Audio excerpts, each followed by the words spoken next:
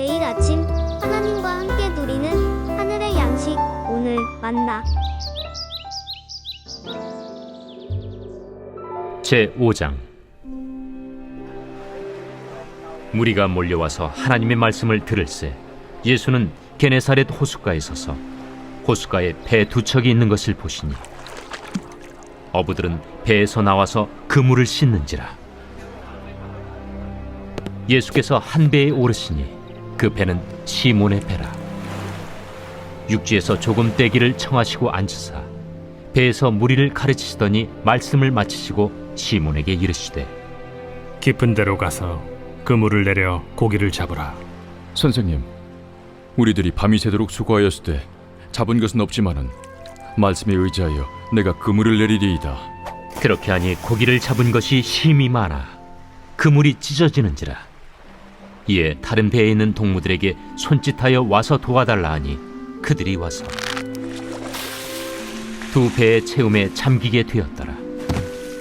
시몬 베드로가 이를 보고 예수의 무릎 아래에 엎드려 이르되, 주여, 나를 떠나소서. 나는 죄인이로소이다.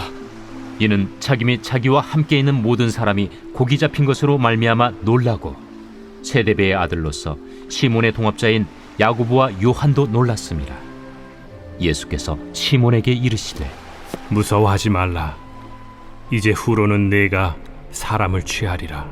그들이 배들을 육지에 대고 모든 것을 버려두고 예수를 따르니라. 인생을 살아가다 보면 우리는 어떤 일을 성공적으로 이루어내는 경우도 있죠. 반대로 실패하는 경우도 있습니다. 그런데 사람들은 대부분 성공적으로 일을 성취할 때에는 자신의 수고와 열심과 노력으로 그 일을 성공했다고 이야기합니다. 그래서 성공에는 교만이라는 그림자가 따라다니는 경우를 많이 보게 됩니다. 반대로 일이 실패하게 되는 경우에는 자신의 부족과 연약함을 보게 됩니다. 그래서 좌절하고 심한 경우에는 절망에 빠져 새로운 도전을 두려워하게 되는 경우도 있습니다. 새해가 밝았습니다. 비록 코로나 상황 가운데 있지만 실패의 자리와 좌절의 자리에 머물러 있지 마시고 하나님의 말씀을 붙들고 순종하는 믿음의 삶을 살아가시길 축복합니다. 오늘 본문을 보면 베드로가 밤이 새도록 물고기를 잡기 위해 그물을 던졌지만 한 마리도 잡지 못했다고 말씀합니다. 사람들은 무리를 지어 하나님의 말씀을 듣기 위해 예수님 주변에 몰려왔지만 일의 실패를 경험한 베드로는 빈손으로 돌아와서 아무런 기쁨도 없이 그물을 씻고 있었습니다. 아마 베드로는 밤새도록 일을 했기 때문에 피곤하고 지쳤을 것입니다. 그런데 예수님은 배에 오르셔서 육지로부터 조금 떨어지도록 평하시고 하나님의 말씀을 전하시고 가르치셨습니다. 예수님의 말씀의 권세가 랍비나 서기관들과 달랐기 때문에 베드로는 이때부터 예수님의 말씀에 감동을 받았을 것입니다. 그리고 말씀을 마치신 후에 베드로에게 말씀하십니다. 깊은 데로 가서 그물을 내려 고기를 잡으라. 실패하여 피곤한 인생인 베드로에게 예수님은 다시 도전하라고 말씀하셨습니다. 여러분이 만일 베드로라면 이 명령을 받고 어떻게 행동했겠습니까? 혹시 비웃지는 않았겠습니까? 베드로는 물고기 잡는 전문가로서 수많은 경험과 노하우를 가지고 있었습니다. 더욱이 깊은 데로 가서 고기를 잡으라는 주님의 명령은 당시 어부들에게 상식적으로 이해되지 않는 명령이었습니다.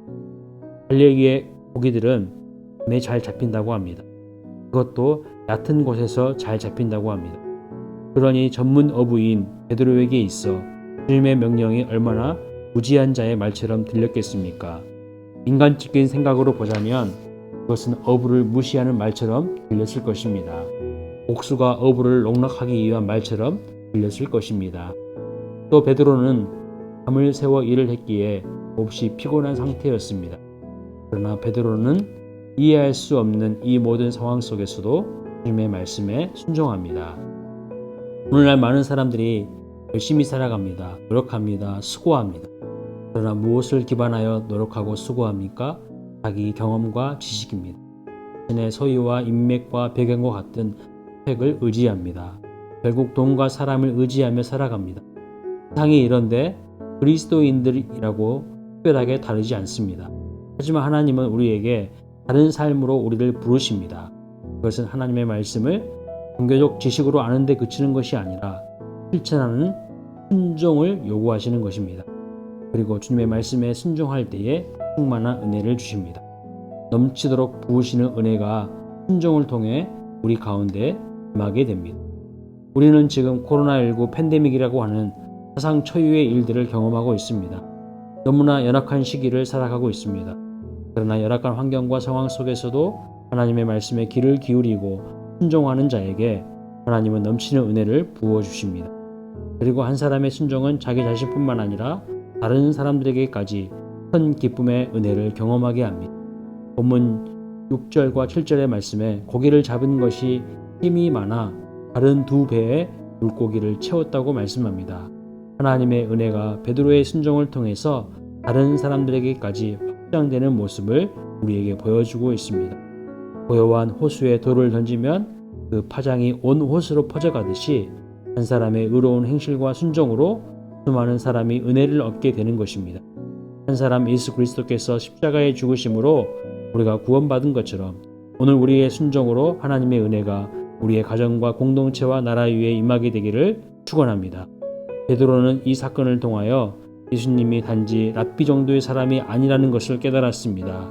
5절에서 베드로는 예수님을 향하여 선생님이라고 불렀지만 이 사건 이후 8절에서 베드로는 예수님을 향해 주여라고 부르고 있으며 동시에 자신이 죄인이라는 사실을 인정하고 고백합니다. 깊은 물속에 물고기를 보시는 분이 자기 안에 있는 깊은 마음의 죄를 모르실 리가 없다는 것을 깨달은 것입니다. 어두운 곳에 있으면 자기 얼굴과 몸에 더러운 곳이 묻어 있어도 알지 못합니다. 그러나 밝은 곳으로 나오면 자신의 몸에 더러운 것이 묻었다는 것을 금방 발견합니다.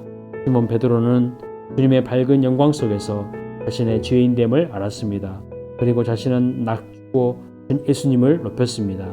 이처럼 주님의 은혜를 진정 경험하고 깨달은 성도들의 삶의 모습은 점점 주님을 높이고 자신을 부인하는 생활을 합니다. 이것이 바로 신앙이 성장하고 성숙해지는 모습입니다.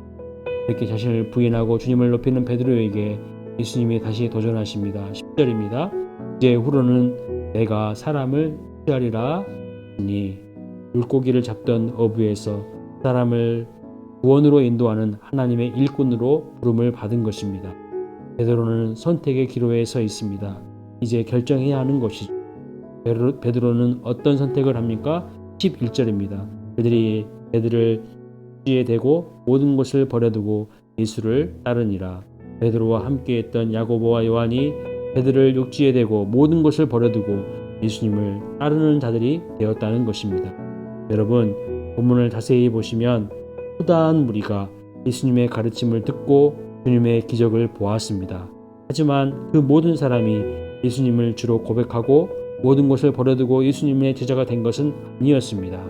베드로와 야고보와 요한 등 몇몇 사람만이 주님을 따르는 결단을 하였습니다. 오늘도 주님은 우리를 동역자로 초대하십니다. 나와 함께 영혼을 구원하고 섬기는 사역으로 초대하십니다. 먼 발치에 머물러 있는 구경꾼이 아니라 주와 함께 동행하며 세상을 의지하는 삶이 아니라 주님의 말씀에 순종하며 따르는 주의 제자들이 되시기를 축원합니다.